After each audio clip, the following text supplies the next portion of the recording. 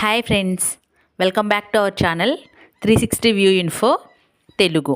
ఆంధ్రప్రదేశ్ రాష్ట్ర ప్రభుత్వం మహిళలకు 2 గుడ్ న్యూస్లు చెప్పింది.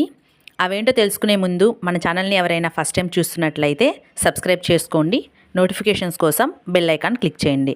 ఇక లేట్ చేయకుండా వీడియోలోకి వెళ్ళిపోదాం. రాష్ట్రంలో ఆగస్టు 15 నుంచి మహిళలకు ఆర్టీసీ ఉచిత బస్సు ప్రయాణం ప్రారంభించనున్నట్లు మంత్రి అనగాని సత్యప్రసాద్ ప్రకటించారు. ఈ మేరకు ఆయన ట్విట్టర్లో పోస్ట్ పెట్టారు. కూటమి ప్రభుత్వం ఏర్పడితే మహిళలకు ఫ్రీ బస్ పథకం అమలు చేస్తామని ఎన్నికల సందర్భంగా హామీ ఇచ్చిన విషయం తెలిసిందే. దీంతో ఆగస్టు 15 నుండి ఈ ఉచిత బస్సు స్కీమ్కు శ్రీకారం చుట్టనుంది. రెండవ గుడ్ న్యూస్ ఏంటంటే, రాష్ట్రంలోని ఎస్సీ ఎస్టీ వర్గాలకు చెందిన డ్వాక్రా మహిళలకు 0 వడ్డీ రుణాల పరిమితిని 2 లక్షల రూపాయల నుండి 5 లక్షల రూపాయలకు పెంచుతున్నట్లు ప్రభుత్వం ప్రకటించింది.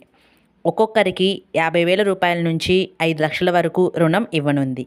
దీన్ని వారు వాయిదాల రూపంలో చెల్లించాలి.